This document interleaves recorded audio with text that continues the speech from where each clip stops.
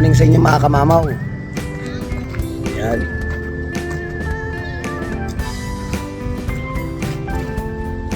Matawag sa akin yung mga bata.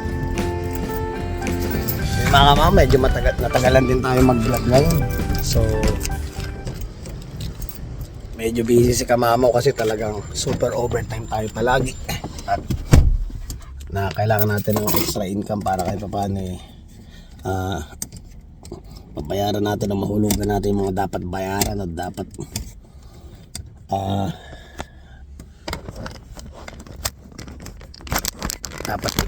bayaran ng maagapan. Yan.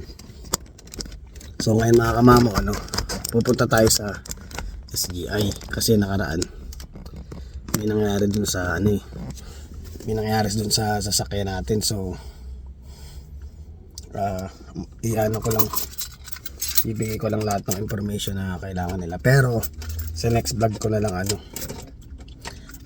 ipapaliwanag lahat ng man ang nangyari dun sa sasakyan natin. Pero ngayon mga kamamaw, maganda rin ang vlog natin for today, dahil ang vlog natin for today mga kamamaw is dito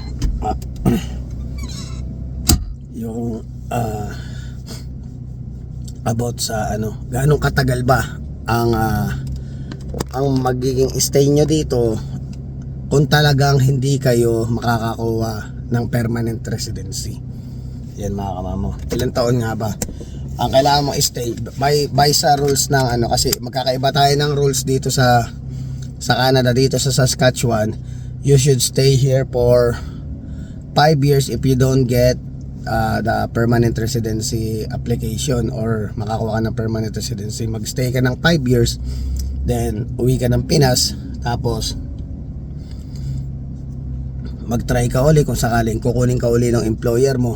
Nasa sana naman yung kukunin ka uli ng employer mo, pumayag ka, bumalik ka, tsaka ka kung sakaling baka sa pangalawang chance mo is makakuha ka na ng permanent residency mo.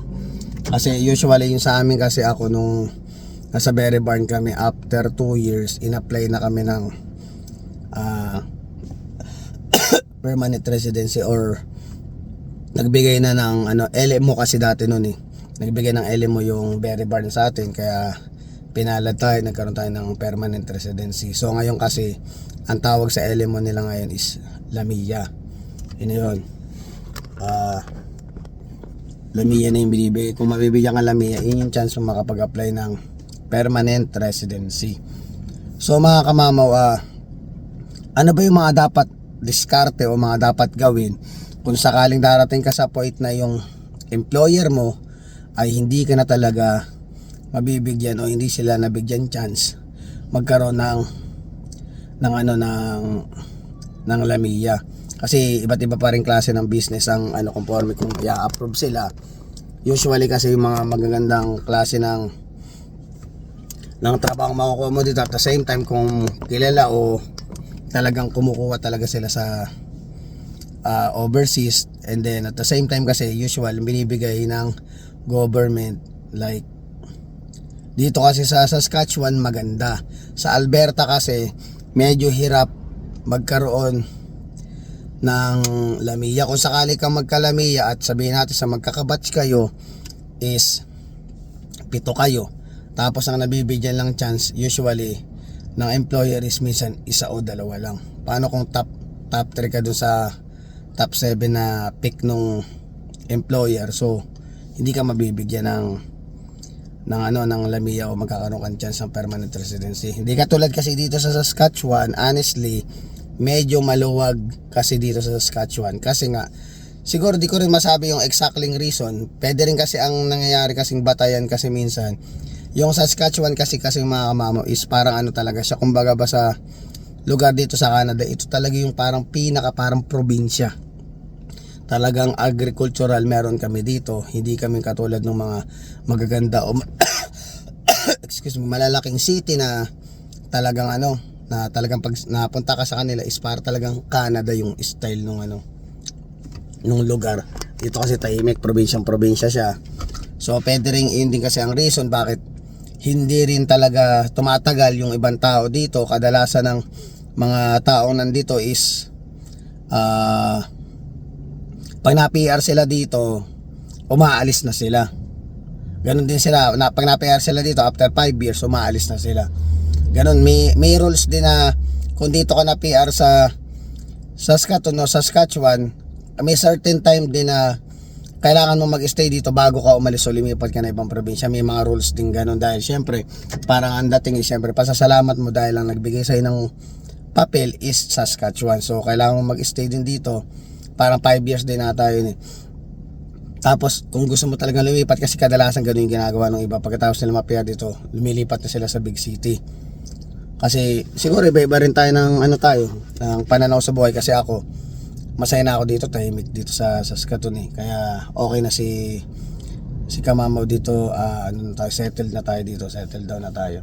So ayan, pag-usapan nga natin na may mga dapat mong diskarte kung sa talagang sabihin natin nasa may bandang Alberta ka, dahil may mga senaryo din tayo, may mga kaibigan tayo katulad nila paring Arnold na galing silang Edmonton and then hindi sila nagkapapel sa Edmonton. So bago mag-expired o bago matapos yung pag-i-stay nila dito sa Canada, lumipat sila or nag-ikot-ikot sila somewhere here in Saskatchewan para maghanap ng employer. So nagkataon nga kinuha sila ng Berry Barn. So si Berry Barn din ang nagbigay sa kanila ng papel o nagkaroon sila ng permanent residency. At the same time, nakuha pa niya yung kapatid niya na in-apply ni Berry Barn. Kaya doon sa mga gustong mag-apply dito sa Canada, try nyo rin kasi alam ko every year nag-hire si Berry Barn. So si Berry Barn, malaki ang chance mo magkaroon ka ng permanent residency. Check nyo lang siya sa mga kung ano man ang mga online application dyan sa Pilipinas. I-try nyo, i-check nyo yung The Berry Barn. Tapos pag ano nyo, sa ano yun basta dito kami sa Saskatoon, Saskatchewan, Canada. So ayan, hanapin nyo yun, baka sakaling makatulong sa inyo. So ang magandang diskarte talaga mga kamamaw, pag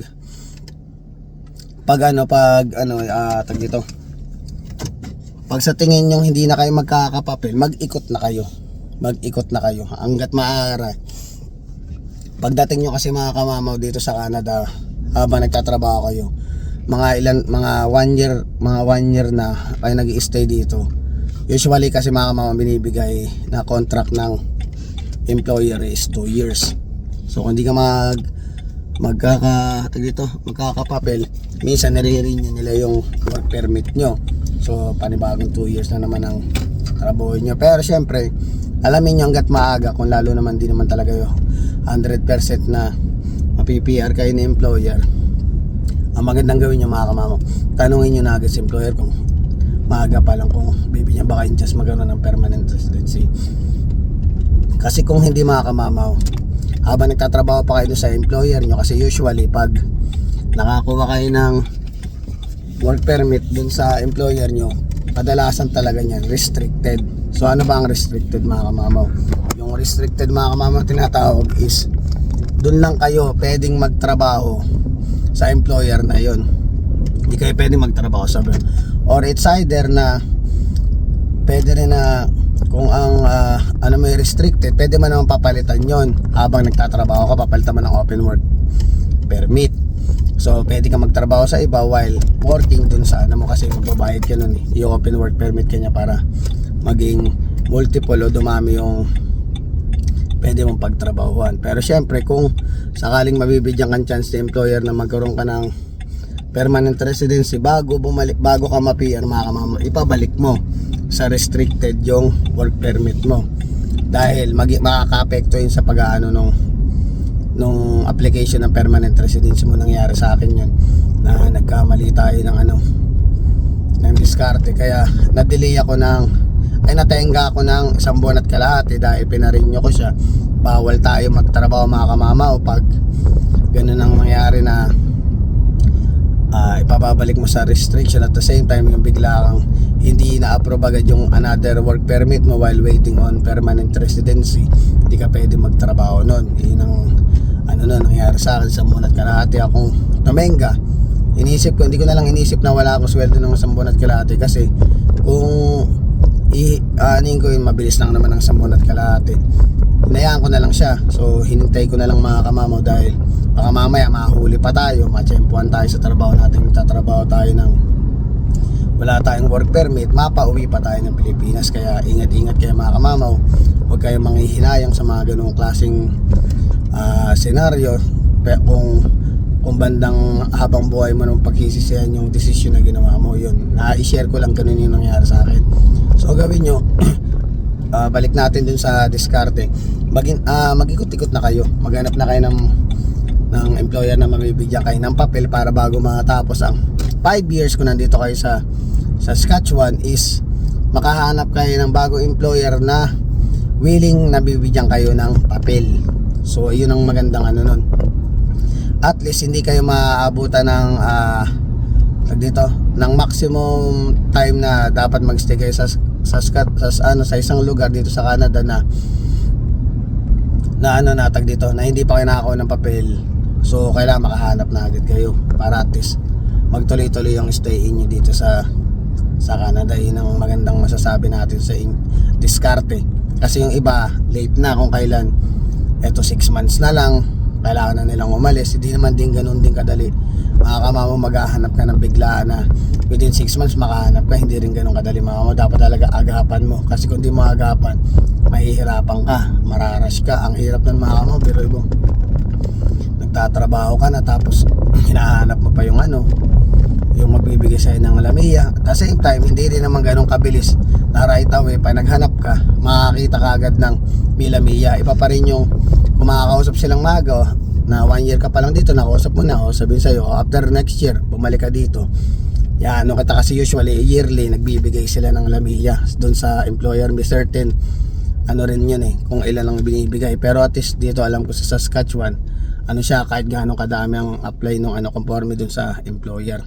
Yung ganun, di at least alam mo na, may padating akong lamiya November. Alam ko November nagbibigay ng lamiya sa mga employer dito So yun, maagapan mo na, kumbaga mai-reserve ka na ng employer na ikaw na mag-i-stay doon. Yun ang magandang diskarte na dapat yung gawin para at least dumating kayo sa time na hindi kayo magagawal. Mahirap maghabol mga kamamo. Na-experience natin yan naghahabol tayo nung application natin sa PR natin. May lamiya na ako noon iba nape-pressure pa ako about sa PR ko. What more pa kaya mga kamamaw yung naghahabol kayo para makakuha kayo ng lamiya dahil alam nyo uuwi kayo. Yung sa amin, madidelay lang yung application namin, natataranta na kami dati. What more pa yung sa inyo na sitwasyon nyo na wala talaga kayong tas uuwi kayo ng Pilipinas. Yun ang sinasabi natin dapat naagapan nyo talaga. Kaya ito, ginawa ko tong vlog, baka sakaling makatulong sa inyo tong impormasyon na binigay ko, is malaking bagay na sa akin yun mga kamamaw. So ayan, diba, hanap na kayo ng employer, kayo nakakuha na kayo, nakasettled na kayo, at least may peace of mind na tinatawag ba mga kamamaw, na masarap sa kaysa yung sobrang stress. Kasi hindi rin mga kamamaw biro-biro yung mga ganyang bagay, kasi minsan nakaka-depress din yan. Masyadong na yan, kumbaga talagang lahat ng kung ano yung mararamdaman mo pag talagang nandun ka na sa sitwasyon na yan. Kaya hindi rin siya biro.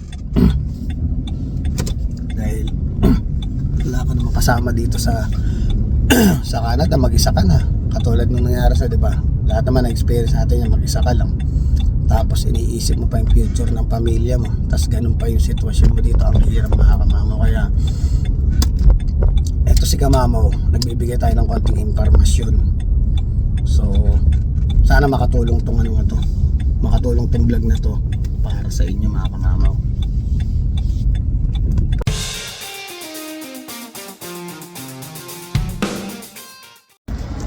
Yan, meron pang isa mga kamamaw maganda.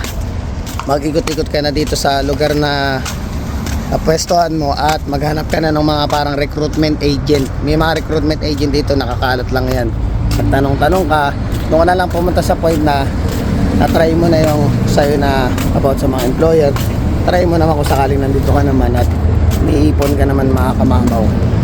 Maghanap ka na lang ng agent mo na maghahanap sa'yo ng ng employer mo. Yun ang doon na magbibigay sa'yo ng papel. Huwag ka namang hinayang kung magkano yung ibabayad mo dahil mas manghinayang ka pag umuwi ka at hindi ka nagpapapel. Yun na lang kasi mababawi mo rin naman yun kasi pagkatrabahuhan mo rin naman dito yun mga kamamo, kaya mas okay nang agapan mo na yun. Yun yung pangalawang masasabi kong mapapayo ko sa inyo, yung mga ano naman dito. Pero syempre iwas ka din sa mga scammer. Ayan, yun natin ano. Marami dyan, may mga Pinoy dyan na sigurado mga kasama mo yan dyan sa lugar mo na may mga kilalang mga agent na pwedeng tumulong sa'yo. Kadalasan alam ko minsan may nangyayari din dito, parang magkano ba yun? Parang ano, 8,000 ata Canadian dollar ibabayad mo. May mga ganun din eh, may ano ka rin na para magbabayad ka sa kanila ng 8,000 about para din magkaroon ka ng laniya sa mismong ano agency, parang ganun ang dating. Hindi ko lang 100% sure about yung sa information yun, pero may mga ganong senaryo na pwede mong gawin. Malaking bagay na kasi pag nagkaroon ka ng pagkakataon, mababawi mo rin yung nagastos mo. Ganun din naman, isipin mo kung nagpunta ka dito dati sa Canada, gumastos ka rin naman eh. Tapos that time ano pa eh, peso pa yung ginamit mong pambayad eh, what more pa kaya dollar na yung kinikita mo. Madali na sa yung ano, mabawi yung gastos mo. Ito ngayon dito tayo, go-grocery lang tayo. Ayan, third one naman mga kamamo. Isa sa pinaka pwede mo rin gawin na pwedeng posible is kung yung employer mo talagang kumuha sa'yo is talagang wala silang balak i-PR ka, hanggang work permit lang ang kaya nila, ikaw na mismo lumapit. Baka sakaling may pagkakataon siyang mag-apply ng LAMIA pero ikaw ang gagastos. Pwede rin yun mga kamamaw, na kumbaga mag-apply ng LAMIA si employer na talagang ayaw niya talaga pero para sa'yo gagawin niya, pero ikaw yung gagastos ng LAMIA. Parang ang dating eh, makikisuyo ka lang sa kanya, kumbaga ba humingi ka lang ng pabor, kumbaga ba sabi mo na lang sa kanya na talagang para ano sa tag dito 50-50 kayo, parang give and take kayo, mag-stay ka na lang uli sa kanya ng panibagong 2 taon uli. Wala namang ano mga kamama, kasi ang panahon ay mabilis, hindi mo mamamalaya na katulad ko, mag-11 years na ako dito sa Saskatoon. Parang isipin mo, parang kailan lang yung 11 years na yun. Ganon siya kabilis mga kamamaw. So ganon, makisuyo ka, baka sakaling madaan mo sa lambing na although ikaw ang gagastos, mag-apply siya, mag-e-effort siya mag-apply ng LAMIA para magkaroon siya ng approved LAMIA na maibibigay niya sa iyo. Yun na lang masasabi natin na mga possibility na pwede mong gawin para magkaroon ka talaga ng application for permanent residency. Yun mga kamamo, kaya nakakaano rin dahil hindi rin biro mga kamamo yung mga experience na naranasan natin dito na parang nagtatrabaho ka na, namimiss mo yung mga pamilya mo sa Pilipinas, the same time sabay-sabayan mga kamamaw, pagod iniisip mo yung pamilya mo sa Pilipinas dahil hindi mo sila nakikita, hindi mo sila nakakasama, the same time mamahalo pa kung magkakapapil ba ako, kailan ba ako magkakaroon ng LAMIA para makapag-apply ako ng permanent residency. Yung mga ano dyan, yung mga mabibigat dyan.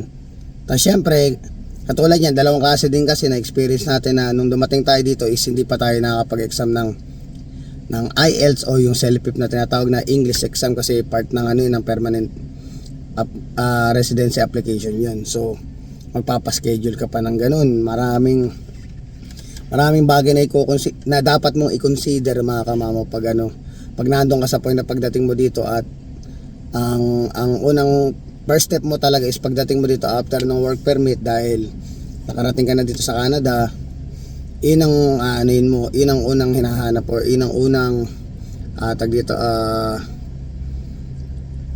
parang unang plano mo, unang step mo ng plano mo dito pagdating mo sa Canada, yung magkaroon ka ng papel. So yun lang, tsaga-tsaga lang, huwag ka mawawala ng pag-asa, at para saan pa kung talaga ibibigay sa'yo ng Panginoon, ibibigay kung para talaga sa'yo, para sa'yo.